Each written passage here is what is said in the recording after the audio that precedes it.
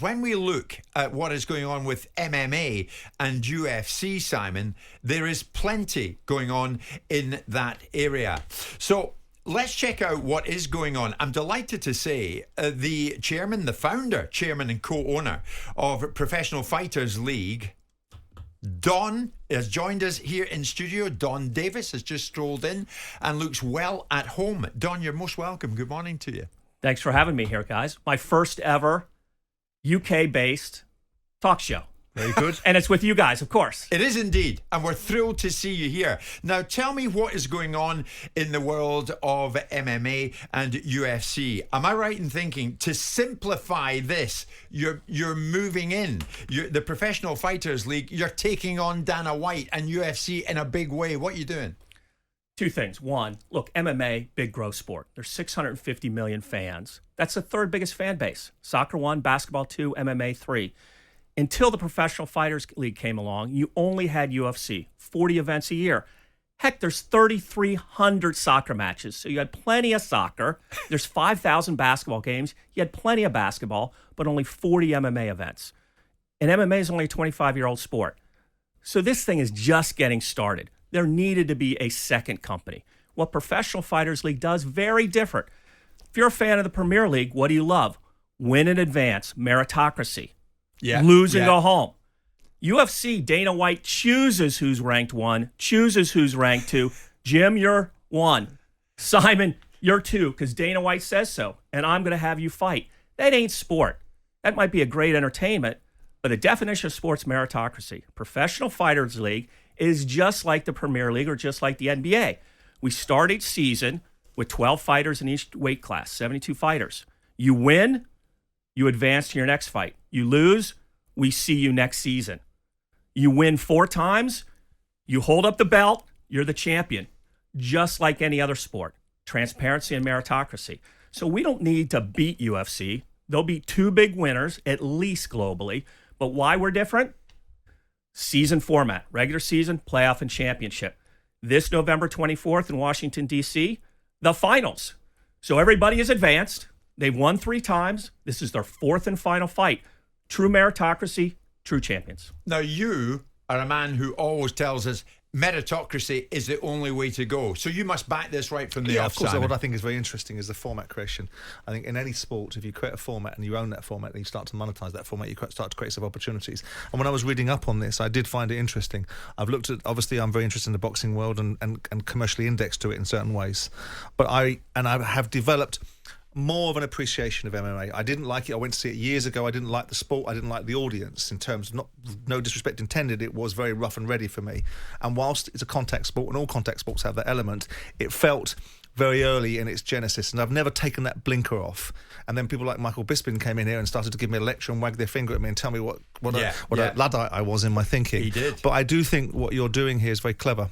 I do think it's the way to go. It builds tribalism, it builds relationships, it builds a format. I think it's smart thinking. Well, of really course, smart thinking. You can do this, Donn, because you have massive Saudi financial backing as well. And that helps you try and gain what you want to gain. Well, look, even before that, we had the best United States investors. 10 sports team owners of every major sport, back to PFL. Because what they saw was global and growth. If you owned an NFL team, you owned an NBA team, mostly domestic revenue, and mostly mature business. MMA, back to 25-year-old sport. We all took that business growth curve, right? High growth, maturity, decline. Soccer and baseball, over 100 years old. They ain't growing businesses. MMA, 25 years old. Just entering its high growth period. I'm not sure that's right. As a global business. I'm not sure you're right on the. You can make it about NFL, but you can't make it about soccer because this is a growth business that's going through the ceiling and doesn't even scratch the surface. If the soccer world starts to start doing its own broadcasting contracts, it will turn $3.5 billion a year contracts into $35 billion a year contracts. Could be So on that one, you're not right. But in your area, with the opportunity, you are, I think, very smart. Could be. I don't like the fact you've had to go for Middle Eastern money, but I understand why you have. Well, here's the good news: global sport of MMA is only $1.5 billion of revenue. Yep. The whole sport. Soccer, $30 billion. So at least they're far ahead of monetizing that. So MMA, back to your point, the water's now warm. Think about 40 years ago, ESPN was the first one, the Disneyfication of MMA really made the water warm. So advertisers are in, The audience is much different than it was when you started watching it. I can And see the that. average age, 35, youngest fan base in all sport. So back to, if you're looking as an investor, what would you want? Young, global, growing. Right. And that's the MMA And you've audience. got a nice LTV on it, haven't you? So this is a professional fighters league. You want to go head to head with Dana and UFC, but you want to wipe them out, do you? You want to be the number one. He must be aware that you're the new kid in the block then. They're well aware. The day we announced our investment from PIF, they lost $3 billion of market cap. $3 billion of market cap. That's more than our company's worth. I wish I was worth $3 billion today, but we don't need to take share from them. Back to, it's a growing market. There'll be more than one. Look, my dad's 93 years old. As he said, every business is easy until it's yours. We're trying to build the Professional Fighters League. There is room for more than one. Now, look, 5 years ago, 0 fans, 0 fighters, 0 viewers at the PFL. We said we're going to be number 2. People laughed. They said, good luck with that. Against that gorilla, well, we're number 2. We're broadcast in 150 countries. And our fighter roster, Francis Ngannou, what? Why did he leave UFC and go to us? Because he has control, because he makes more money. So people never thought we would get to number 2. Well, with the backing of the Saudis and with our fighter roster and with our better business strategy and format, our new goal is to become the co-leader. We're not here to take anybody out, but we are here to be the co-leader. And we think we can do that now. But you want to be the best. Don, every American wants to be the best. You want to be the best. Hey, you want to get the better of Dana White, don't you? I want to be the co-leader in MMA, and we're going to do that. Now, people are saying, poo-pah, that's never going to happen. But 5 years ago, people said, you're never going to get anywhere. Nobody's ever gotten anywhere in this MMA market. But the more you study MMA, there's 2 things abundantly clear: supply and demand. You're an ex-business guy. I've done dozens of investments. I like when supply and demand is in my favor. What supply and demand do you need in sports? There's only 3: fans, athletes, and media. And broadcasters, yeah. Right? And media. And what do you have here? Let's start with fans. Need more product. Only been 40 fight events. Let's go to athletes. UFC has 500 athletes. Most of them are unhappy. But more than that, there's 2,000 athletes that aren't fighting at UFC. Think of it when Julius Erving was playing basketball. Didn't have a place to play. The ABA came along because there's only 8 NBA teams. Lots of Julius Ervings out there. Right. And last of all, media. There's only one UFC package.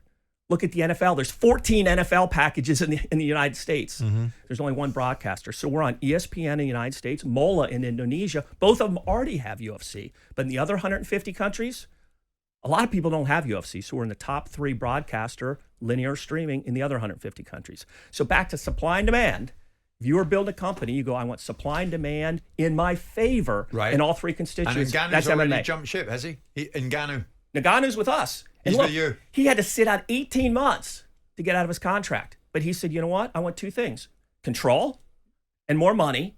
And I'm going to sit out 18 months with the number 1 provider to go to this company nobody's heard of. Okay. Professional Fighters League. And what And he's once here. he gets, is he going to beat Fury? Look, I would never bet against a man who took 2 years to get across the desert and detention camps to stay alive. Sure. That's what I wouldn't Tyson's bet been against in that man. Right. So it's going to be a hell of a fight. You've got bases in New York City, here in London as well, Yes. and elsewhere. And Los Angeles is our television production. Right. And then we're opening up PFL Mideast next year. I noticed that in January, the PFL announced the establishment of pay-per-view super fight division, which is going to feature the likes of Jake Paul, Francis Ngannou, as you said, and Amanda Serrano. How many boxers are you looking to cross over as well? Because that is a big bone of contention here in the UK, Don, that we see fighters, boxers who we know who can box, like Tyson Fury up against Francis Ngannou. Is the customer really getting what he's bargaining for, what he's paid for? Look, it's a great question. It could be yes, it could be no. It depends on the quality of the matchup, quality of the fight. We saw something last week that wasn't very good. Right, the Misfits boxing, everybody said, not very good. We've seen other things that were pretty good. Like I really enjoyed Nate Diaz, Jake Paul fight. I thought that was a pretty good fight. So to me, you can have bad fights and you can have good fights. Right. So for us, you see people crossing over, particularly on the women's side. Clarissa Shields, Amanda Serrano, Katie Taylor. What PFL has right now is the best women athletes in combat sports on the MMA and the boxing side. So I'm particularly excited about the women are doing. Their seriousness of purpose in coming at the sport, pretty intense. Yeah. You know, so I wouldn't sleep on any of them. But Why, I think why are you finding that an easier landscape right now? Because Clarissa Shields has to come to the UK to make money. When she comes here, yes, she's a very bright girl. She does her own broadcasting deal. She's as smart as paint. I understand that. But she comes here and she has to fight Savannah Marshall in the UK because the UK market seems to have the zeitgeist for women's boxing in terms of the monetization of it and the marketing of it. Why have you instantaneously out of the gate alighted upon that side? You've got some decent names in there. How has that manifested? You see that as a growth market? You see that as the opportunity? You see there's a real opportunity to differentiate there? Yes, two things. One, whenever you can have the best athletes, right now we're the number 2 MMA company, but we aspire to be the number 1. We can get the number 1 women's athletes. Wow. So we have the top women's roster right now as good as UFC, even though we're the number 2 company, because we have meritocracy of pay for women right now. So huge opportunity. That's an interesting dynamic with Middle Eastern investors. Yeah. They've welcomed it. And by the way, our card next year, our first card in Saudi, going to have women fighters on it. Women fighters in Saudi? Yeah. Yeah. It'll be pretty interesting. Yeah. It's a different world. Are you doing that because you have to do that, or are you doing that because you want to do that? Want to do it. Good business. PFL has, as I said, the best women athletes right now in combat sports. So we're featuring them on our first pay-per-view card, which we're going to announce next month. It's interesting, Donn. A lot of people who know the fight game and know what they want are getting in touch. There's one, Jim Simon. Listen to Donn. He's joined you this morning, but Dana White does not select the fighters' rankings. That's done by a group of journalists. He thinks he can come on air with you guys on the show this morning and really lie, because out there he thinks in the UK there's a lot less knowledgeable fans. Don't be conned by what Donn is saying. Is that severe, do you think? I would say that's uninformed. Don King used to say journalists chose the fighter rankings. Don King used to say the WBC decided who was going to get. Come on. Do you think? Bloody do. Come on. So the WC bloody will do. So if you think that who fights in the UFC is decided by anybody other than Dana White, you've lost your MMA mind. If you think anything goes on in UFC that Dana White doesn't decide, you're beyond ill-informed. So what? It's a dictatorship virtually, that's what you're saying. He's in charge of the lot, top to bottom. And by the way, deserves a ton of credit for building the industry of MMA was built by Dana White. Let's give him full credit, first of all. The industry of MMA was built by Dana White, and he gets all that credit. And he builds and runs that company 115% today.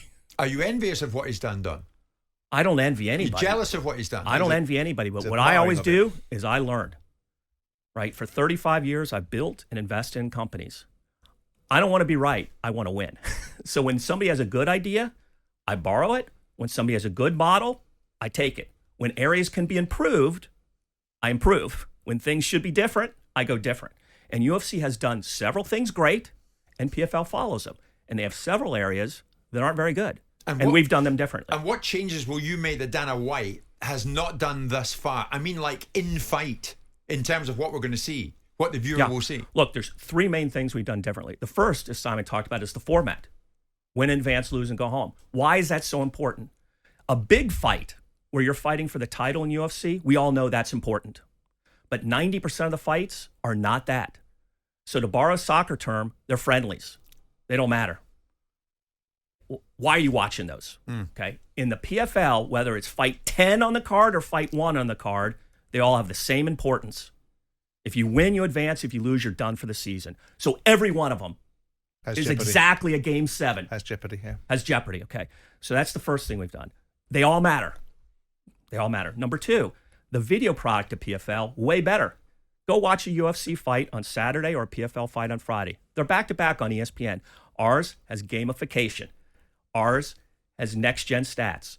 Ours has real interesting stats and data for video production. 2 examples I'll give you. We're the only sport on ESPN that has real-time odds. Every 30 seconds on the screen, we take 12 feeds from around the world of on what are the real-time odds. Right. That's super interesting because you're seeing every gambling odds on who's winning every 30 seconds. With every punch that's thrown virtually. Yeah. Unbelievable. Right. The second thing we do is call it AI scoring.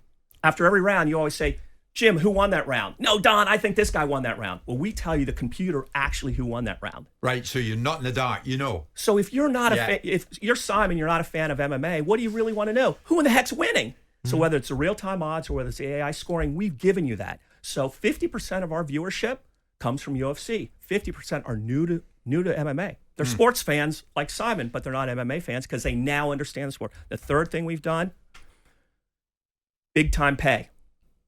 So the PFL championship is November 24th. This is $1 million bonus to all the winners. Now, $1 million in soccer, that doesn't buy Mbappe a car, okay? Right. But in MMA, the average pay in UFC or PFL is $100,000 per fight. So think of that. For soccer or the NBA, where they make $50 million a year, what if there's $500 million on the line with 3 minutes left in the game? That's the stakes of the PFL championship. And we're not talking the octagon, we're talking the smart cage. We're talking the smart cage. Right. We wire the cage, you see everything.